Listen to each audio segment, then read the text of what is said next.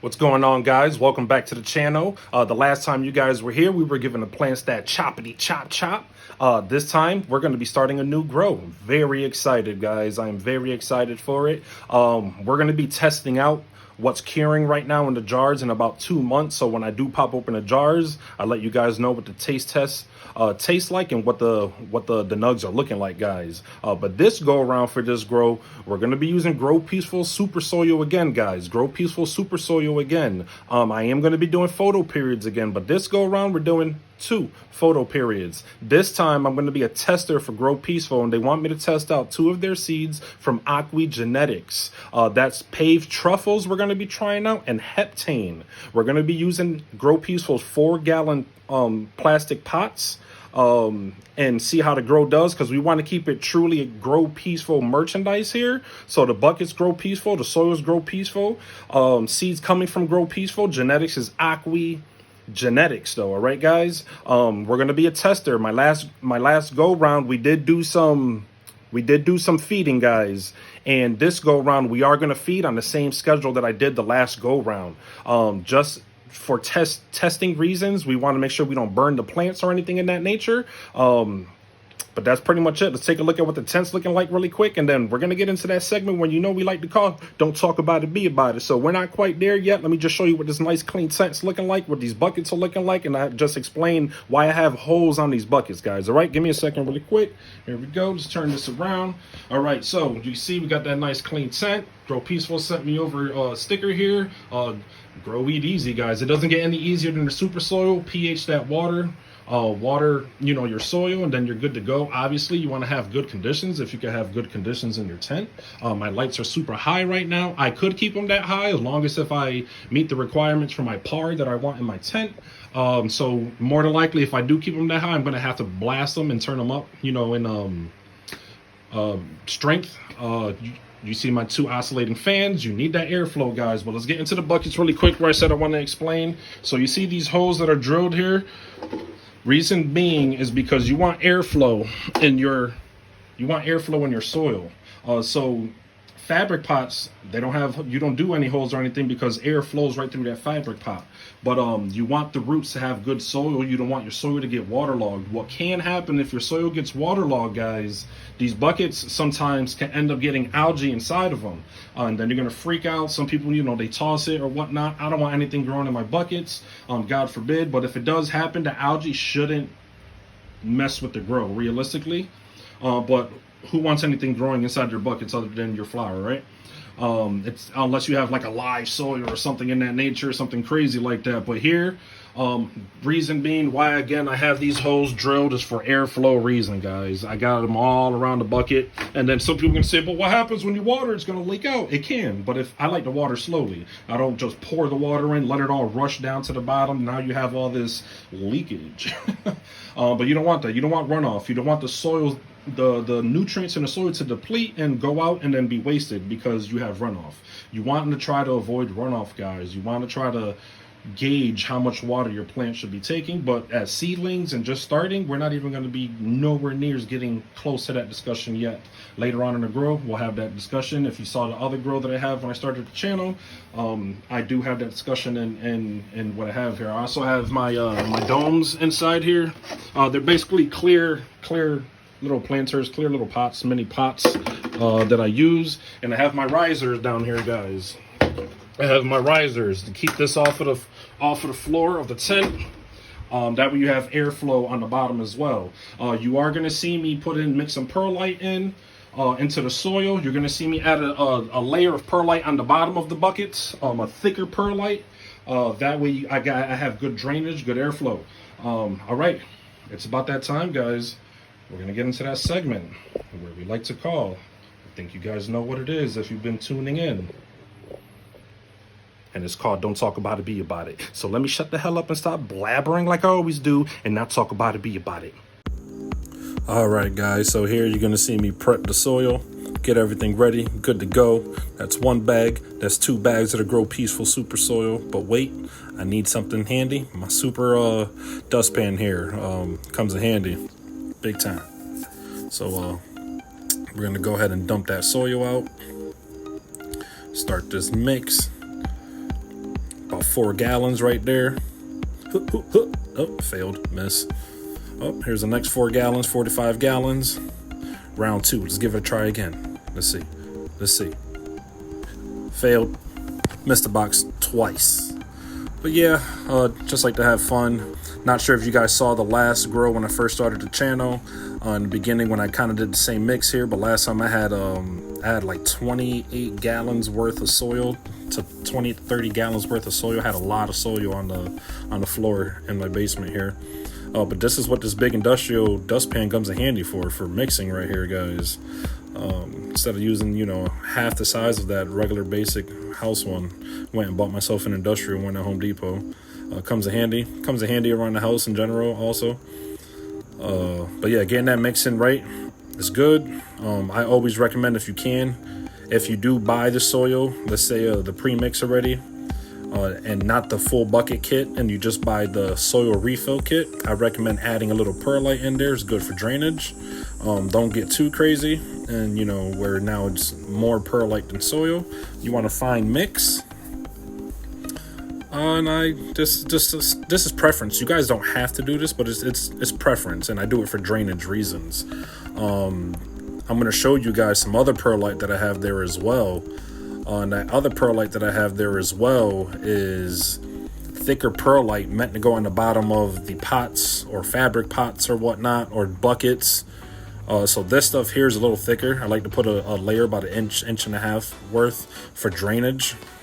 That way you're not getting like root bound or anything like that. It's more for drainage, really, so everything can breathe. There I'm showing you the size of it, what it looks like. Way thicker than the other perlite I put in the bucket there. But yeah, again, this and here I should be wearing the mask, but as you can see, I have the fan pointed away from me to kind of blow away some of that dust. But realistically, guys, you should be wearing the mask. Safety first. Just hard-headed not wearing the mask. I say this every time. You should always wear a mask when doing these things, guys. But yeah, just filling the bucket, making sure I'm not like packing it. You definitely don't want it packed where the soil where roots can't move in there. But I fill them up both about 3/4, 80% worth to 90% done filled. Try to get them evened out and then fill in the rest here. Key thing, guys, you definitely don't want to like pack it all the way to the top, like pack all the way to the top. And it's for watering reasons. If you pack it all the way to the top and then you go to water later on, when you start, like, you know, watering it at a gallon at a time, and you water in a quarter a gallon or half a gallon at a time, you don't want it to spill over the side. So you guys want to still have somewhat of a lip.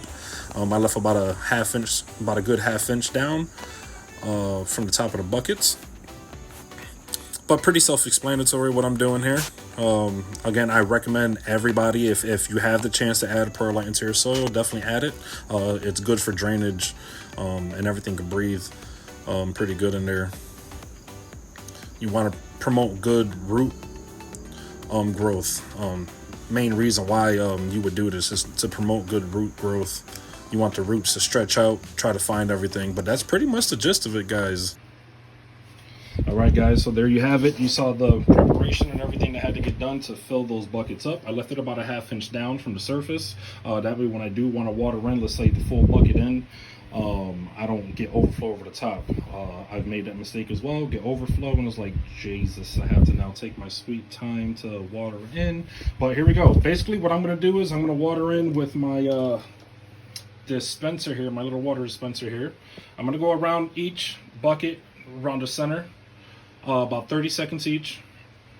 And then that should be more than enough water to get this saturated. I'm not trying to soak the entire bucket. I'm only trying to saturate the area for the seed. And then once I do that, you're going to see I put the seed into the soil. I push it in. It'll make a hole. You can make a hole if you want. What you want to do first is decide where you're going to plant your seed, right? So like if I'm in the center here, I definitely don't want to go inside some damn perlite here because I'll burn it. So just clear the area prior. Make sure you're good to go. I'm just going to clear the area of some perlite just to make sure I don't go directly into some perlite. And that's pretty much it. Because the perlite can burn your seed. It can. All right, here we go. Let's get the watering. 30 seconds each.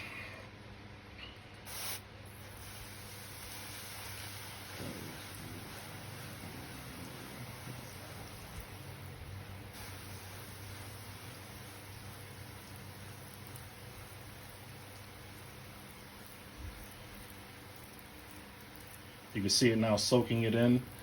Where if anything that was going to settle inside this soil is already settled, that way it doesn't, because what happens is if you put your seed in there prematurely, your seed's going to sink way deep in, guys. All right, that's about 30 seconds there. Your seed just sink in, all the way in. So you're like, I planted it, and then when you go to find the seed, it might take 7-8 days to come out, and reason being is because you didn't saturate the soil enough where you planted your seed. So when you did put it in the hole and then water a little bit over the top of it, it sank down in. So I like to saturate first, get a good saturation of the soil all around first. That's just my preference. I've had the best luck that way.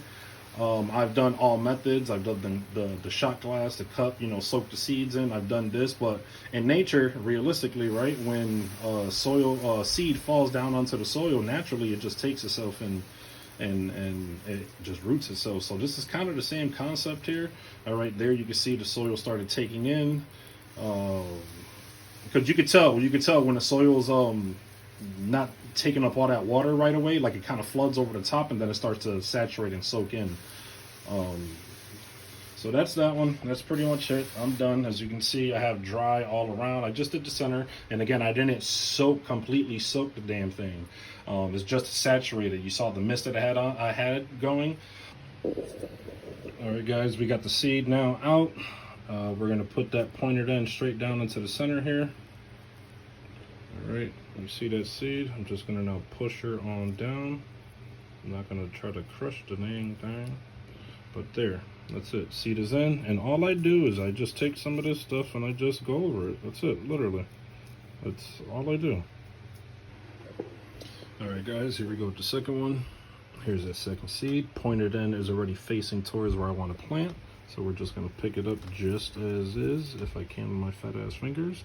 We're going to get it to the center of the hole, pointed end down, and then I like to just push it all in.